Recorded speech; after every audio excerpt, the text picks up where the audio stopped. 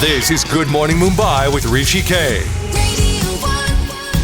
Luv Sinha's in the house and the Paltan trailer is looking smashing. What's up, bro? How you doing? Good to see you. Doing good. Glad you liked it. I loved it. And now I'm going to play you a little bite of somebody who visited me and you're going to react to this, okay? Raksha Bandhan is around the corner. Any Raksha Bandhan memories? Now that your brother is a hero in Paltan? Even when he wasn't, I have memories saying. from there. What do you mean? Yeah, I mean, growing up with two brothers, it's a very important day. So all our cousins come to our house and, it's just family time. So it's fun. But I made one deal with my brother in the 9th standard, which I regret till today. And he's the one who's acting in Paltan, which is Love. I was a very overweight teenager. So I saw these pair of basketball shorts that he had and I still have them. I still wear them to sleep. They reach my knee and they're like just those satiny, soft ones. But they're basketball shorts and like no girls should be seen in them. I saw them. I said, I want these. I fought with him. He said, no, you can't have my stuff. Full मतलब महाभारत हो चुका था रामायण में. My house is called Ramayan. Yeah. तो महाभारत हो चुका था वहाँ पर. And I मतलब in that जोश I said, अच्छा, you don't give me anything for the rest of your life. Just give me these shorts. So he has stuck to this till today. I have not got anything. I still sleep in those shorts. Hilarious. Now, this is such a hilarious story. There are listeners who must have fallen off their chair listening to this Happy Bear Bhagjagi interview. So, is it true? first, I'd like to deny this accusation. I completely deny it. It's not true. But yes, maybe I need to upgrade the gifts. It's like it's time to upgrade a bit. But other than that, now I know where those white shorts disappeared. It had slipped my mind, but now I remember where those white shorts disappeared. Yeah, I clearly remember. White basketball shorts with a black lining. Yeah. So there will be Mahabharat part 2. No. You can keep it. I'm very happy. My gift, Sona, my gift to you. A gift that keeps on giving. Lovely. Bro, this is a historic man, JP Datta, and it's a historic trilogy. And you're part of that. In that sense, you're really part of history. And this must be tremendous for you as an actor, coming as it does after Sadiyan. Yeah. And it's been a while, people haven't seen you. So your first reaction on getting this part, and did you have to test a lot for it? How did it work? Take me through that process first. So let me first put it this way. I believe in the process of testing an actor, but at the same time, I believe that the director should be the one who tests you. Because when someone else does it, what happens is they may expect you to do it a certain way that the director may not even like. So I always believe that the director should be the one testing you. But in the case of Paltan, I think JP sir, because he has so much experience, so much knowledge, he understands when he meets you. When I first met him, I was there with him for 15 minutes. We didn't speak much. He spoke a little bit, but what he was doing was he was gauging me. He was analyzing me and understanding me. And then he told me that, okay, you know what, let me get back to you, but I'll do what's best for you. And the meeting ended there. So I went home, I waited, and I was called back into the office a few days later. And then I was signed for the film on my birthday. So it was a very special birthday gift for me. And again, I personally believe that when an actor is on set, when he's in character, when he's in that environment, it's very different than when you're, testing for it. Because we've adopted the process from Hollywood, but maybe we've not adopted it the way it should be also. So I think that still needs it still needs to be cleaned up a bit, the whole process of testing and auditions. Another thing we can learn from our own past is, for example, that the heroes or the leading men of the past, whether it was Devanand or Raj Kapoor or Shammi Kapoor Saab or even your dad, if there was a song that was picturized on them, they would go to the recording studio. There is these amazing stories of Mr. Kapoor sitting with Shankar and Jaikishan, of Mr. Bachchan sitting with R.D. Burman. That doesn't happen enough anymore. I mean, maybe Ranbir did it during Rockstar and things like that. You think that's another thing we need to learn from our own past? Forget Hollywood. So I personally believe that we need to stop just adopting all practices from the West. Before, the whole unit used to be united. It used to be everyone used to sit together, discuss things together. But now I think because of maybe digitization, the whole process has changed. So obviously instead of live musicians now, you have music being recorded in a studio where the singer will sing, but the music has already been pre-recorded. So I think that is better in a way. It obviously makes things a little easier, but somewhere that feel or that quality, it has changed a bit. It sounds more like, for lack of a better word, again, digital. It doesn't sound real so much. But again, we have to move with the times, but that doesn't mean we forget everything. So I do agree with you that, this process, certain things that were left behind, they need to be brought back, because at the end of the day, how does an artist thrive? When he's surrounded by other artists. When you're all creatively thinking, discussing things, it helps enrich you as an artist. So I think, it should be brought back. Lovely. What's the part about? I mean, he's part of the Paltan. What's his rank in the army? What's his background? Tell us about your character. Okay, so first of all, I think this is the first time I'm actually talking about the character I play in the film. Second Lieutenant Attar Singh Ji. And when he joined the army, he was literally 3 months into his tour of duty when this incident happened. So he was thrown into the deep end without actually having much experience. And the way I envisioned him, or the way I played him, obviously with JP Sir's blessings and guidance, was he is cautious and aggressive at the same time. So that's a very, that's a balance that's very tricky to play, because you play too cautious, it comes across as if like he's a little bit afraid, which he's not. He's just concerned about the safety of his brothers, and that he wants to make sure that the Chinese do not repeat what happened in 1962. So, for me, playing that sort of character was very, very interesting, because you have to balance it out. And when war breaks out, basically he was the one who was there for all his brothers. Everyone played their part, but he was the one who had to literally be there for all of them at the end. So it was I really enjoyed it. I really loved playing the part. What regiment is this particular regiment? Grenadiers. That he is? Grenadiers. He's in the Grenadiers. Yeah. And is he Punjabi? Is he Rajput? So What is he? Attar Singh Ji is originally he's from Haryana. Now he's based in Delhi. So again, I've met Attar Singh Ji. Wow! I've interacted with him. I have. He's still alive. Yeah, he's amazing. still alive. He did obviously during the battle, certain incidents did happen to him, but he's still alive. And he basically had come on location. He had come to Leh, so I met him. I have photos with him, and I interacted with him. But the reason why I didn't ask him too much about the incident is very simple. I don't want to incorporate everything that Attar Singh Ji went through into the film, because at the same time I have to adhere to the vision of my director, what JP Sir has thought, what JP Sir wants. So I kept the slate clean, so to speak, with just an understanding what he was like. It must have been fascinating sitting with a war veteran. I mean, sitting and trying to get a sense of what happened at Nathula. Now, wildest dreams, we can't imagine these things, yeah? So, when you get to play a role like this, first of all, I don't even want to say a character, even though I will end up saying it, but when you get to play a role like this, or when you get to live someone else's life, this is not just a character, it's a responsibility. I'm representing a war hero. I'm representing someone who was actually out there defending us, not us as in me obviously because I wasn't born, but defending our citizens against, a powerful nation, China. So just thinking of it from that perspective, you automatically realize that it is not something that you take lightly, because even on set, what I would do is I would basically mix with everyone, but at the same time I would go and I would try to be alone, just because I wanted to get into that mindset, of what it was like going through that situation. So, I can't even really explain it so, that well, how it feels to have met someone like that, because we sit in cities, we are comfortable here. There are people out there literally risking their lives every day on the border, and we don't think about them enough, which is something I feel we should. Like, all of us should know what they're giving up for us. And another thing was, we managed to we were working with real Jawans, so we used to talk to them. Wahan pe shot ke pehle, I used to discuss with them, what they go through, how their operations have functioned, when they actually go out on operations to, flush out terrorists. So the type of stories they tell you, and you can't say stories, the type of incidents they share with you, you will never ever hear about that from anyone else. And it's unbelievable.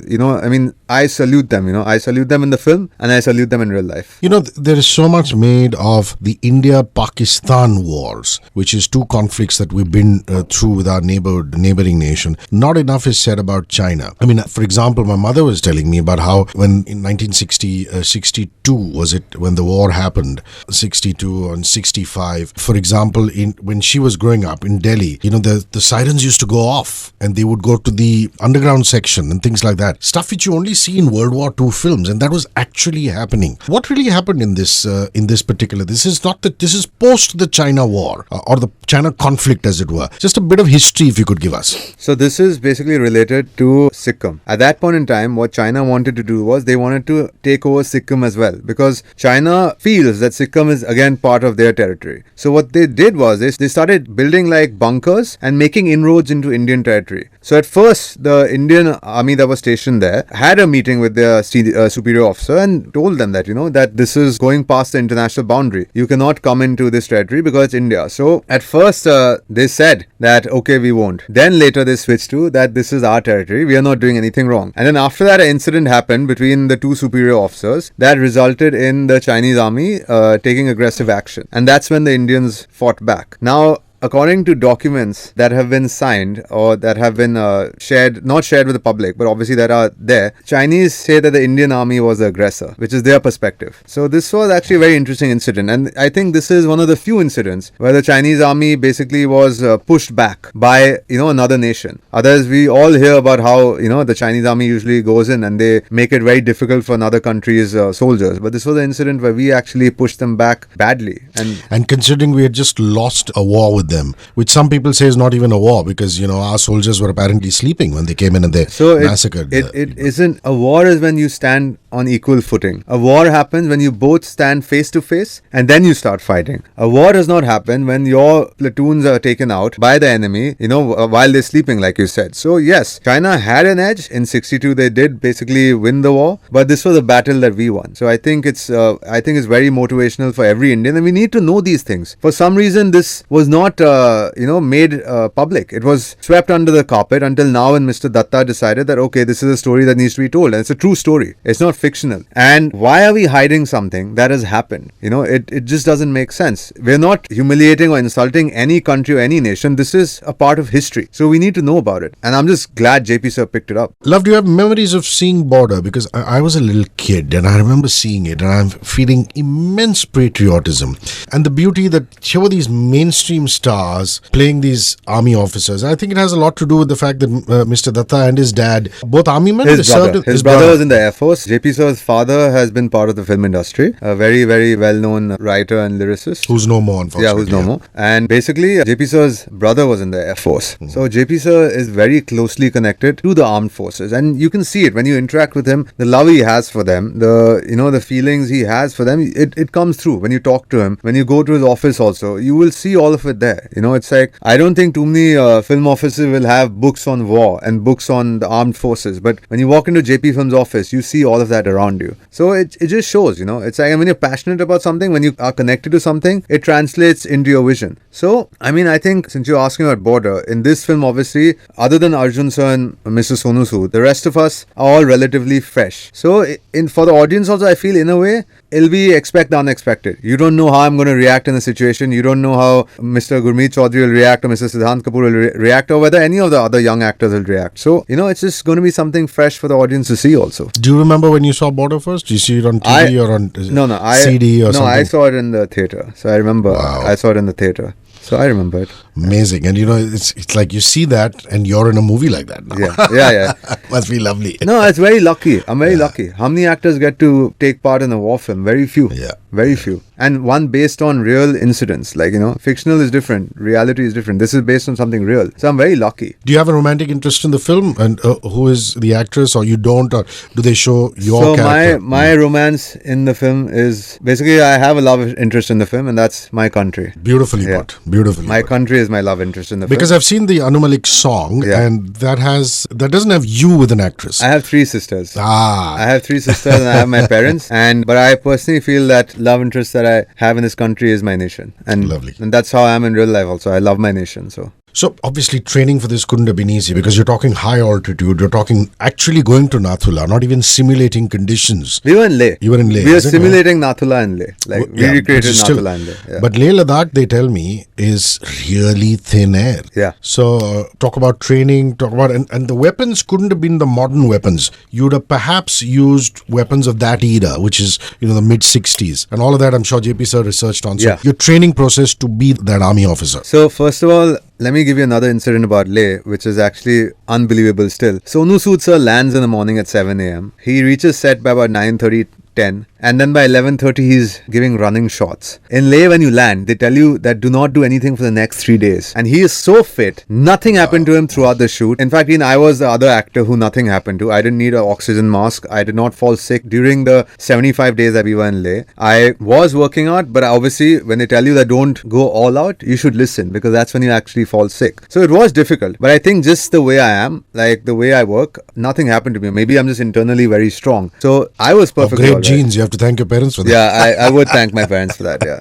So I was perfectly alright. But as far as training for the film goes, one is, like I said, we're interacting with real Jawans. They were the ones who guided us other than JP sir. JP sir would give us all the information we need, and then if we ever needed to ask something or, clarify something, like how do you, even when you salute a superior officer, that has to be done correctly. You cannot just do it like as if you're just doing it for the sake of it. It has to be actually be done in the right way. So when you have a weapon on your shoulder, the salute for that is different. When you don't have weapons and you just go greet a superior officer, that salute is different. How you march, all of that, you have to learn all of that. And like I said, the Jawans were with us, so they were the ones we used to reach out to at times. Sir is busy, because you don't want to go and interrupt your director every single time during a film. You have someone next to you, so you just ask them straight, can you guide me with this? So they were very, very helpful, and I'm very grateful to have worked with them. So the weapons training, did they put you through some basic weapon training? Yeah. So we fired real weapons in the film, and in fact in the song Paltan O Paltan, the title track, when you see us in a trench firing guns, those are real guns. We're firing real bullets on a firing range. So, and these couldn't have been automatic weapons, because back in the day, in the 60s was different. So it was different. As far as the weapons are concerned, I'm going to leave that a little bit here, because I think JP sir would be the best person to answer that. Yeah.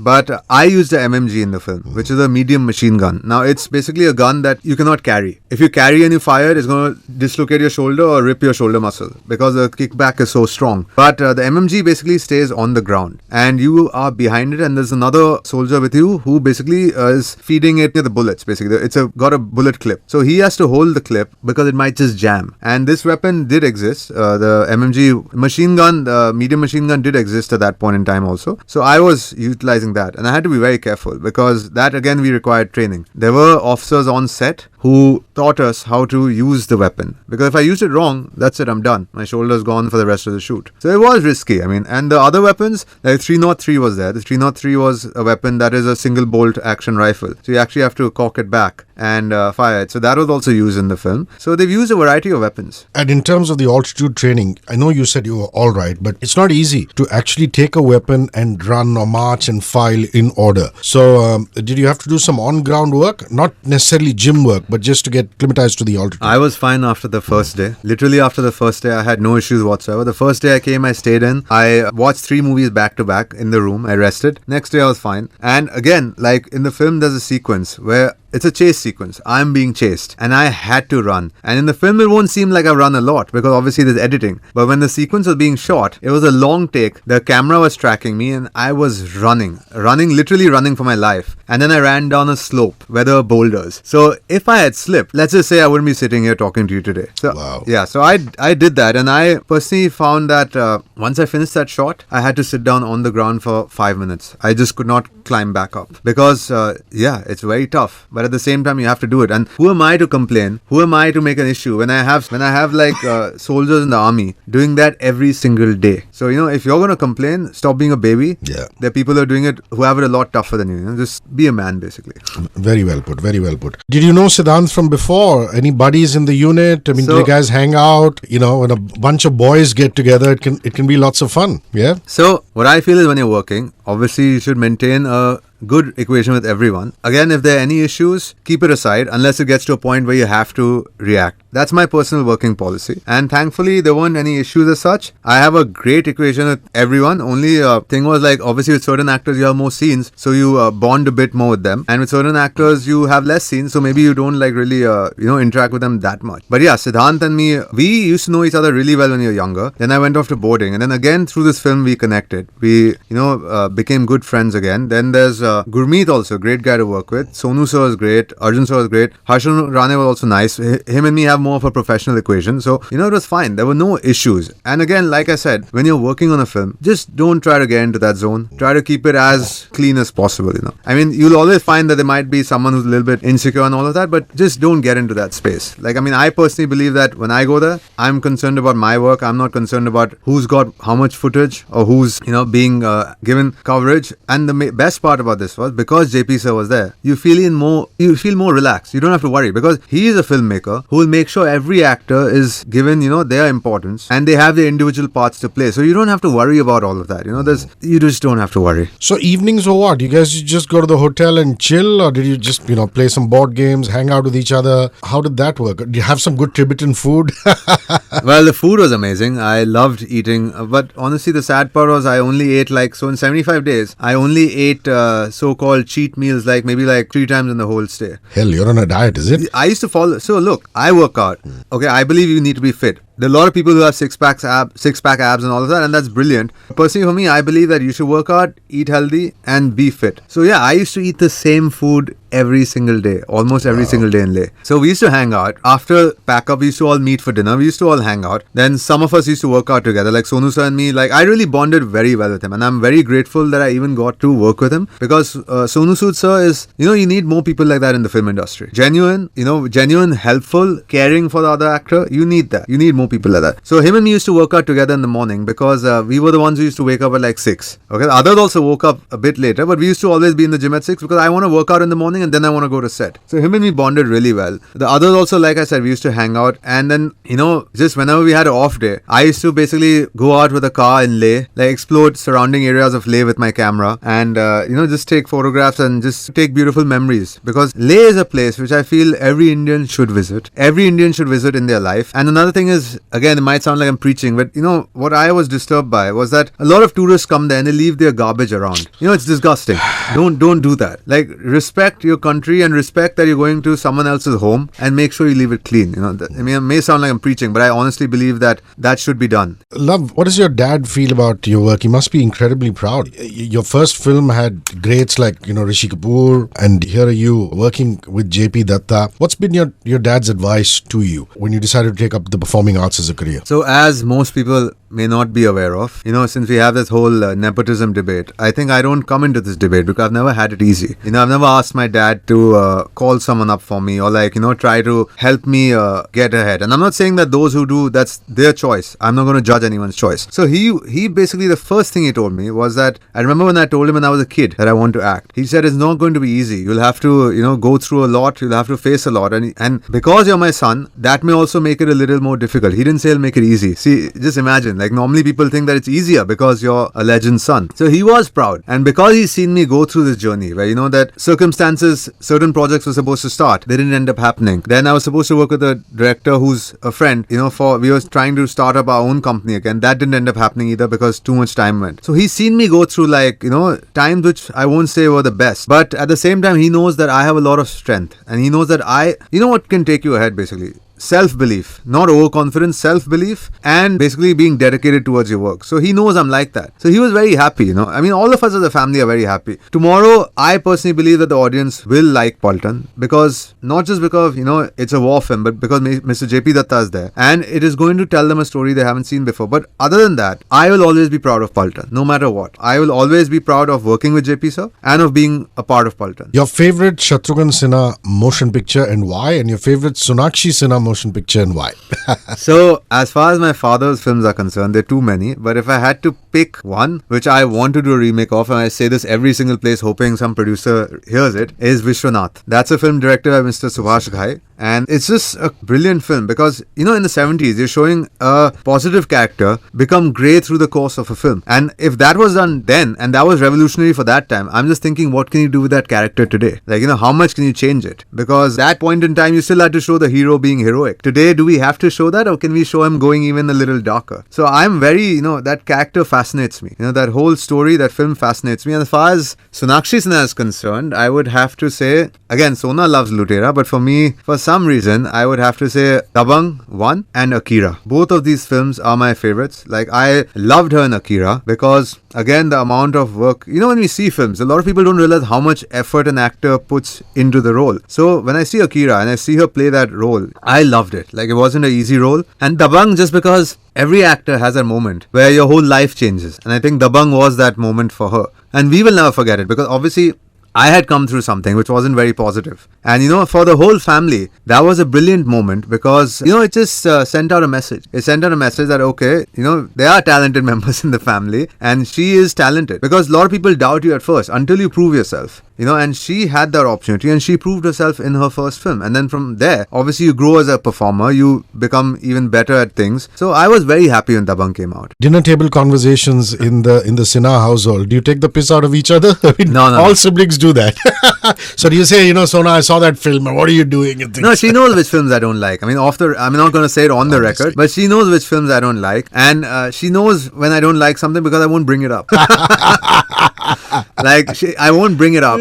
I will not even mention it because then she understands that I don't like it. But I saw Phir Happy Bhag Jayegi yesterday, but I love the film. I like certain films. I like films which send out a positive message, which basically bring us all together. I'm not saying that every film needs to be just family friendly, but again, cinema is such a medium through which you can influence a lot of people. So let's just say that let's balance everything out. Let's just not try to push the envelope just because we have to. Let's try and create all sorts of films, and let's not forget what our film heritage is. We talk about songs. Why do people look down on them? Let's improve the way they incorporate it into films instead. This is what Mr. Mani Ratnam had said a few years back, and it stayed with me. He said that we need to figure out, we don't need to take out songs from our films. We need to figure out ways to incorporate them into the screenplay better. So that's what pushes you as a filmmaker, right? When you have to improve the way you make a film. And your mother has such great screen presence, man. I remember ma'am in a Bansali film. No. In Mr. Ashutosh Gawar. In Jodha Akbar. And she was regal, wonderful. So aren't you guys encouraging her to act more? So I think again, acting is something which I would love to see my mother in a film, but again, it has to be a film like Jodha Akbar or something of that level, because Mama, without her, none of us would basically be the way we are. Let's be honest, because in our house, she is the foundation. If our father is the house, if he's the building, she is the foundation. So I mean, it's her call also, and also depends on our directors, our producers, if they want to use her correctly, because obviously she's not going to go and tell someone I'd like to work in a film, and she's happy. She's very happy with all of us and doing our thing. I mean, you have Mr. Sinha, you have my sister, you have me, you have my brother who's a director. So I mean, the whole family is creative. So I think she's very happy, just being in her own space. She knows that we're all trying to do our thing in the business. How sweet. So what's your brother up to? Is he working on a film? Is he assisting somebody? Yeah. No, Kush is not assisting right now. Kush is basically, he's working on a script. They've finalized a script, but they're just tweaking it a bit, because I think with all of us, one issue that we have is we all try to be perfectionists, and that's not always a good thing. Sometimes you should just jump into things, but at the same time, I mean, if you try to be perfect, you may not be perfect, but at least you'll get somewhere close to it. So he's working on his script right now, and if everything falls into place, announcement should come out at some point. I mean, I can't speak for him. Sure, we'll have to just call him back for an interview. But I have to say this, and I have to put this on record, that Luv gave me some useful camera tips, and it's obvious that both the brothers are technically qualified, or at least learning constantly. What about you? Did you go to direction school, or you went to boarding school, you said? Yeah, I went to boarding school. Where was that? I went to Kodaikanal. Oh, Kodi is such a beautiful place. Yeah, it is. Yeah. It is. It's a beautiful place. And then, did you go to acting school somewhere? So I have trained with Mr. Roshan Taneja. He was my father's teacher. Again, he's a legend. I've also trained with Mr. Vidhur Chaturvedi, another great teacher. And a lot of people don't know this about me, because again, they think that maybe just because I'm an actor's son, I was accepted into FTI for the acting course. They only pick 14 actors, and Mr. Rajkumar Rao and Jaideep Alawat were there at the same time with me, and we were all accepted together. But for a reason which I feel is personally valid, my father does not agree with me. I did not end up going there because I had been away from the industry for too long already. And if I had gone there for another 2 years, I would have again been away from the industry for a longer time. So I took a decision, and whether it's the right decision or not, no one can say, but I took a decision and I stayed in Mumbai so I could at least try and find my way in the industry. So no regrets, you're saying? Yeah, basically, yeah. You shouldn't regret something that's happened. Can you go back and fix it? You can't. So always be positive and look ahead. Don't look back. Another great thing about your father is his diction and his dialogue delivery. He has so much to learn. Do you run stuff by him? I mean, if there's a script and when I walked in, why I asked you whether it was in Hindi or English?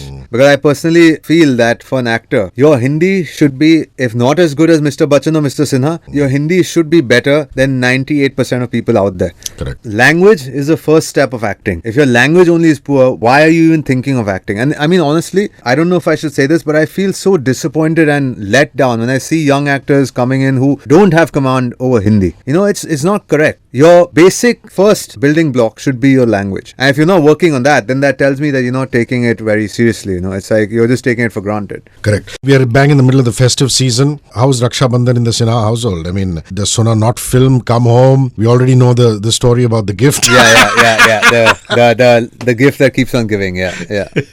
I mean, honestly, I think that was a great deal. But we all celebrate together, and if Sonakshi is busy, we all understand, obviously, because as a family we're thorough professionals. Work comes first. If you have work, please finish that, because there's a lot at stake. A single day of shooting, you have to keep your producer in mind. So if she's busy, she's busy. If she's free, which I think everyone usually takes an off on Rakhi anyway, even the producers, directors do. So we'll all be together at home, and like she mentioned earlier, all our cousins show up, and we're all together on that day. We're a very traditional family, It's like we're not, as far as tradition is concerned, we follow it. Follow it. Diwali, is there cards? Is there food? Or is there a puja? How is that celebrated? Puja. I don't think any of us play cards at home. I mean, I don't play because I don't want to lose money.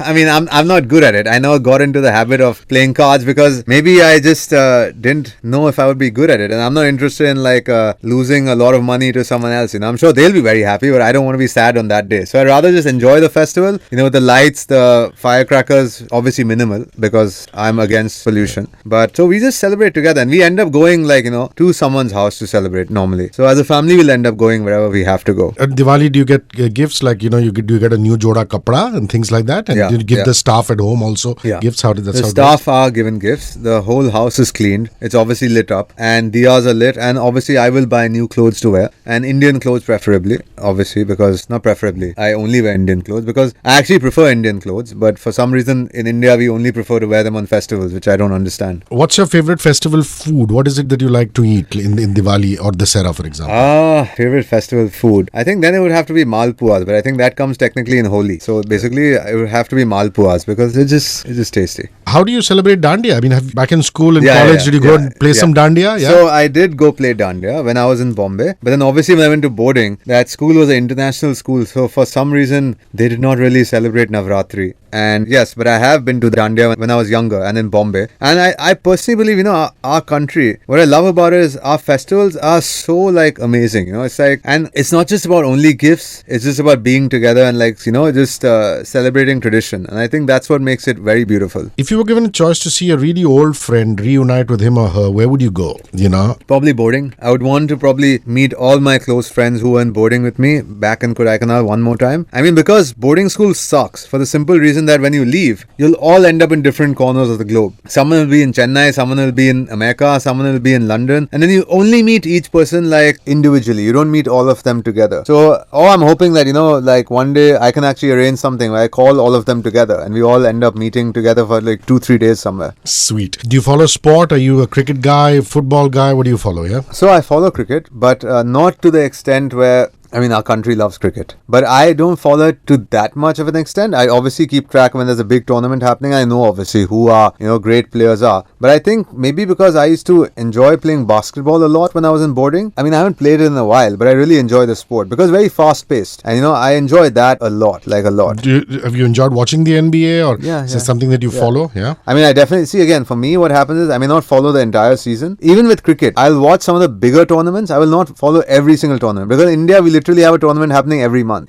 So what do you think of Kohli? What do you think of Virat Kohli? I think it's brilliant to achieve so much at such an age, and again, it's great. I mean, what do I say about Mr. Kohli? He's done it all. It's so I think it's amazing. Whatever he's achieved at such a young age, it's amazing. Bro, this has been special. Thank you so much, and I'm so glad that this is the first time you've been talking about your character. Thank you so much. And this is special for me because having interviewed Sona, your great father. Oh yeah. So you're the third person in the family that I'm interviewing. Wow. So okay. It's really special. No, thank you so much for having me. I had a great time. I mean, honestly, thank you so much. Thank you.